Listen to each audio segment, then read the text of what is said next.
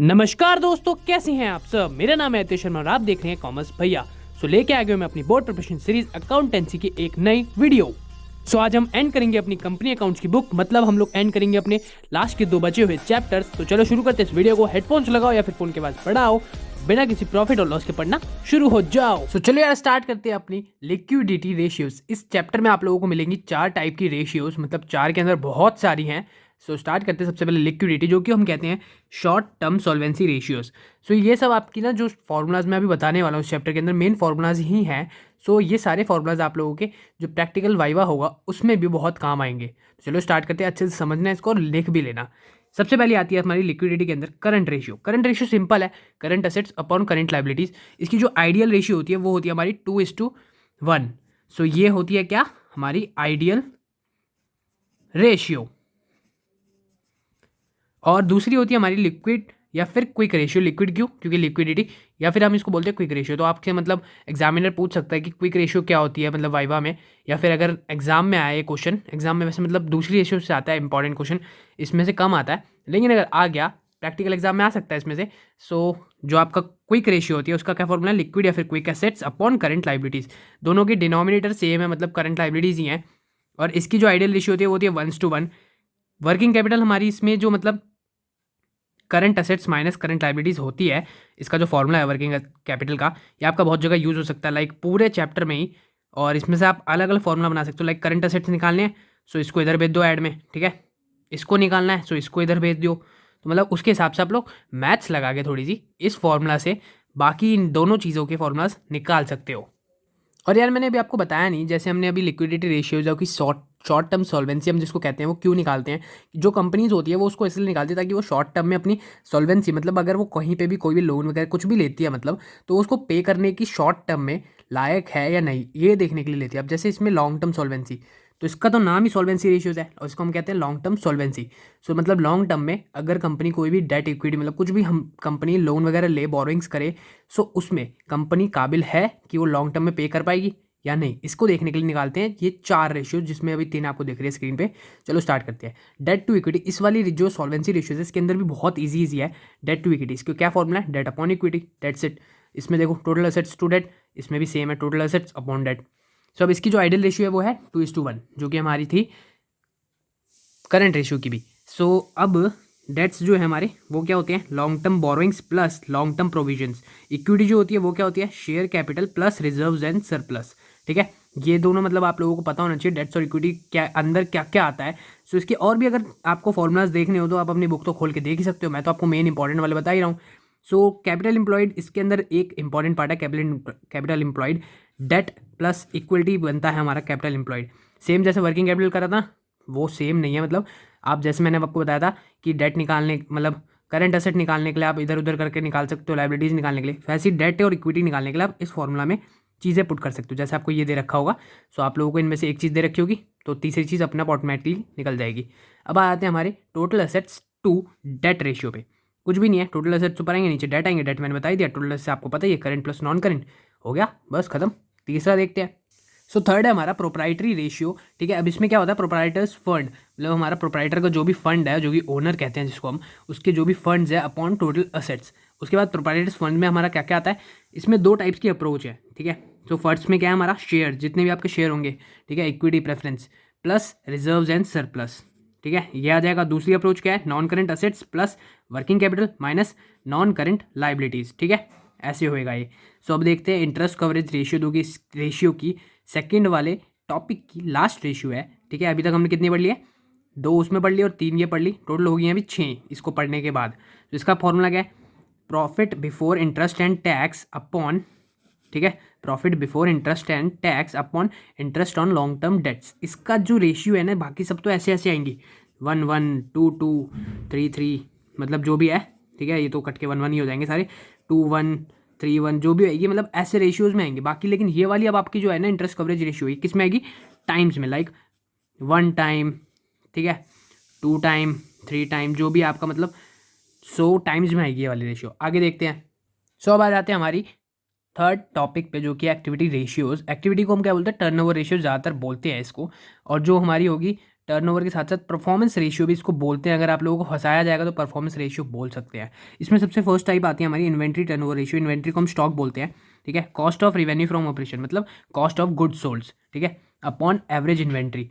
सो इसका फॉर्मूला अगर आप लोगों को वाइवा में सुनाना हो ना तो ये वाला सुनाना, ये ज़्यादा इफेक्ट करता है, ठीक है। दूसरा हो गया मतलब याद करने के लिए कॉस्ट ऑफ गुड्स सोल्ड याद कर सकते हो, पता होना चाहिए बस। आरएफ वो जो होता है रेवेन्यू फ्रॉम ऑपरेशन, वो गुड्स सोल्ड होते हैं, अपॉन एवरेज इन्वेंट्री। ये जो होता है इक्वल्स टू के यहाँ पे मैंने एक साइन लगा रखा है, मतलब वही टाइम वाला। सो ये भी जो होता है हमारा टाइम्स में ही आएगा। सो उसके बाद जो अब आता है हमारा एवरेज इन्वेंट्री। एवरेज इन्वेंट्री का क्या होता है हमारा, सो होता है मतलब opening plus closing stock upon 2, ठीक है। इसका बहुत सिंपल है। अब कॉस्ट ऑफ आरएफओ मतलब कॉस्ट ऑफ गुड्स सोल्ड देख लेते हैं।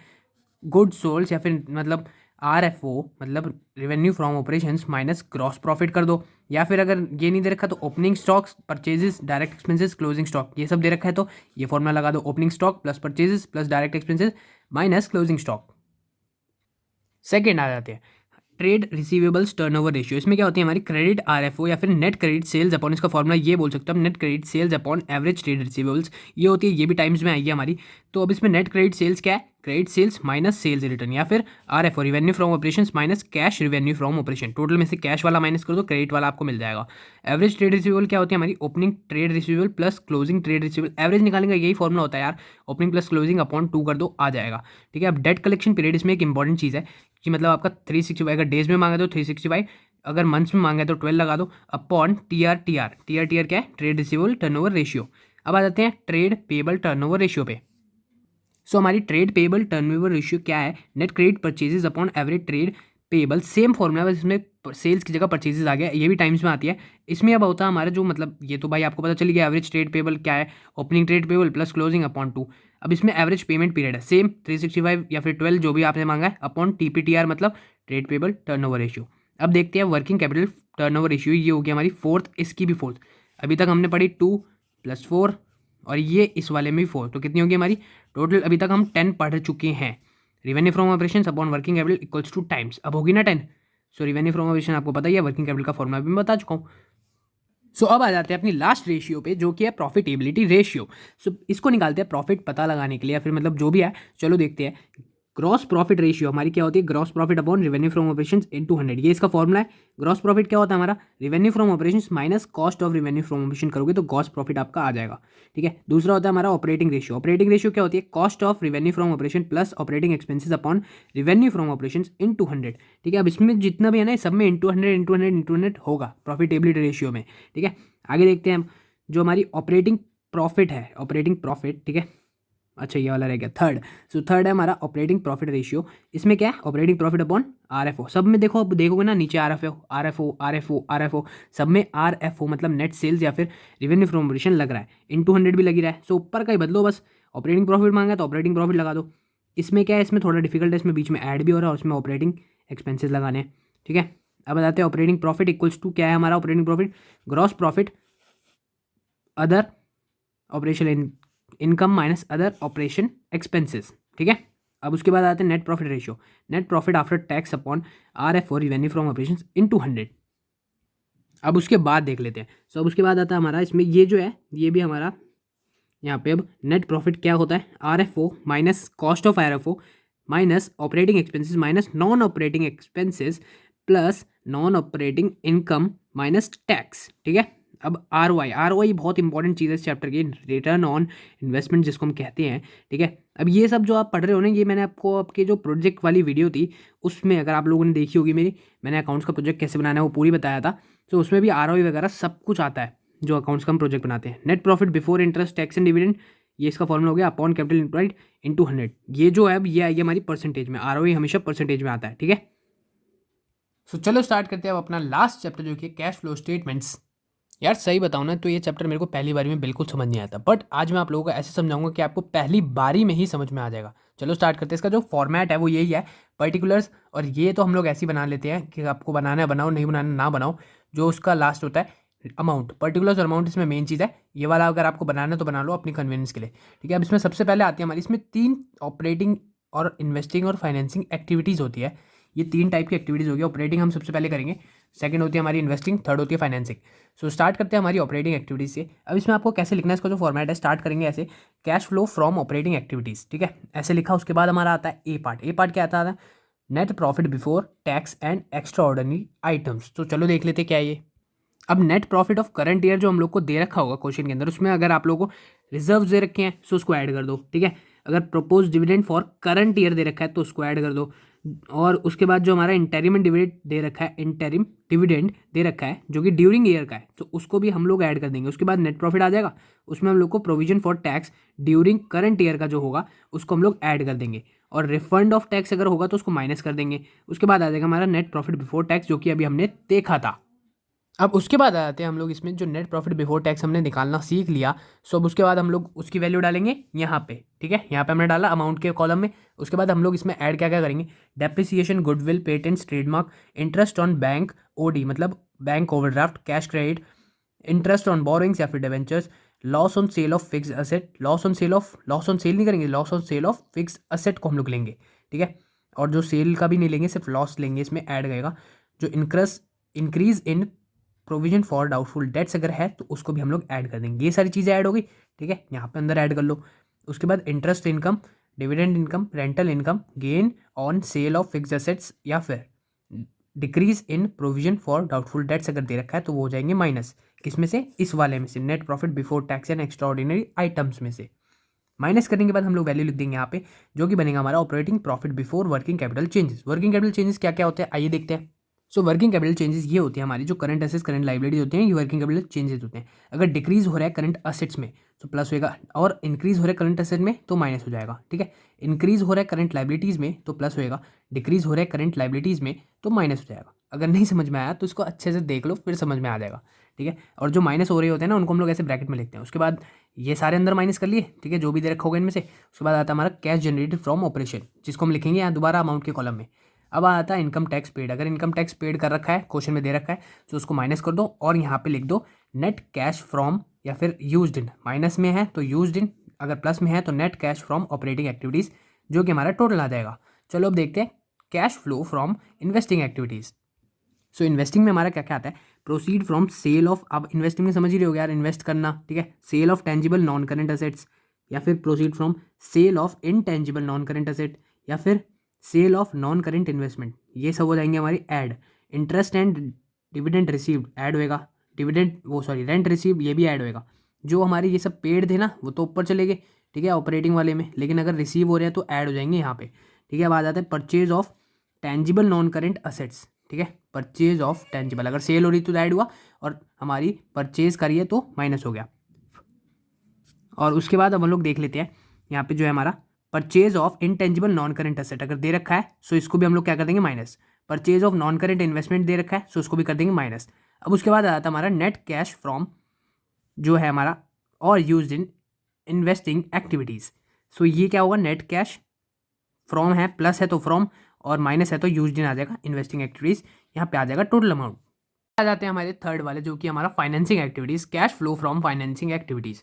अब इसमें क्या क्या आता है, इशू ऑफ शेयर्स या फिर debentures, long term borrowings, dividend paid, dividend interim dividend paid, final dividend paid, interest on loan, long term borrowings paid. अगर पेड है ना तो भाई माइनस हो जाएगा सब, repayment of loan, redemption of debentures, तो ये सब तो हो गया माइनस। और अगर इशू ऑफ शेयर्स या फिर लॉन्ग टर्म बोरोइंग्स हैं तो ये आएंगी हमारी ऐड हो जाएंगी। इसमें बस कुछ भी नहीं है, बस इतना सा पार्ट है, बहुत सिंपल होते हैं फाइनेंसिंग एक्टिविटीज़। चलो अब आगे देखते हैं। अब इसमें आप लोग यहाँ पे ऐसे लिख दोगे नेट कैश फ्रॉम या फिर यूज्ड इन फाइनेंसिंग एक्टिविटीज़, ये भी आ गया। अब उसके बाद जो हमारी इन्वेस्टिंग, फाइनेंसिंग और ऑपरेटिंग, इन तीनों का टोटल होएगा ना, उसमें जो ऐड या फिर अगर प्लस में आ रहा है तो फ्रॉम, माइनस में आ रहा है तो यूज्ड इन करके हम लोग net cash from net cash increase, या फिर अगर इंक्रीज है प्लस में तो increase, net increase in cash and cash equivalents करके यहाँ पे लिख देंगे। और अगर माइनस में है, मतलब माइनस में है तो डिक्रीज करके लिख देंगे यहाँ पे, ठीक है, उसके जस्ट नीचे, फाइनेंसिंग वाले के नीचे। अब उसके बाद हमको क्या करना है, हम लोग को क्वेश्चन दे रखेंगे कैश एंड कैश इक्विवेलेंट्स, जो कि मैं पहले बता चुका हूँ आपको पिछली वीडियो में क्या होते हैं बिगनिंग के, उसको हम लोग यहाँ पे ऐड करेंगे। उसके बाद आ जाएगा हमारा cash and cash equivalents at the end of the year, that's it. यहाँ पे होता है आपका क्वेश्चन खत्म। ये देख लो, cash and cash equivalents add करें, उसके बाद कैश एंड कैश इक्विवेलेंट्स आ गया हमारा लास्ट वाला। यहाँ पे क्वेश्चन खत्म हो जाएगा, ऐसे ऐसे करके लाइन से बना दो, ठीक है। अब यार उसके बाद कुछ भी नहीं आता इस चैप्टर के अंदर, बस आपके plant machinery, provision for tax, provision for depreciation, assets, accumulated depreciation depression और डेप्रिसिएशन एक जैसी लगते हैं, इन्वेस्टमेंट और पेटेंट्स, ऐसे करके बहुत सारे अकाउंट्स हो गए। अकाउंट्स कुछ नहीं बनाना है आपको, जो आपका टी फॉर्मेट है ऐसे करके उसमें आप लोगों को मतलब बना देने हैं, ठीक है। मतलब ये आपके अमाउंट जो पर्टिकुलर्स और पर्टिकुलर्स अमाउंट करके डेबिट क्रेडिट करके आपको नॉर्मली बना देना है, जो कि आपने लेजर अकाउंट सीखे हुए हैं। चलो अब देखते हैं क्या है आगे। आगे कुछ भी नहीं, यहाँ पे हो गई हमारी सेकंड बुक खत्म। जैसा कि मैंने आप लोगों को बोला था कि मैं 2 वीडियोज़ में या फिर 2 दिन में वीडियोज़ खत्म कर दूंगा, पूरी आपकी जो कंपनी अकाउंट्स की बुक है खत्म हो गई। सो लाइक कर दो वीडियो को, कमेंट कर दो सारे डाउट्स और शेयर कर दो सारे दोस्तों के साथ, सब्सक्राइब कर दो कॉमर्स भैया को अगर अभी तक नहीं किया है। अगर आपने ज्वाइन नहीं करी ऑनलाइन ट्यूशन्स तो अभी कर लो, आप लोगों के पास बस 3 महीने बचे हैं भाई बोर्ड एग्जाम्स में। 2 तारीख को डेट शीट भी आ रही है, मतलब कल वीडियो आएगी, देखना ज़रूर। Contact through social media handles given in description. Thank you.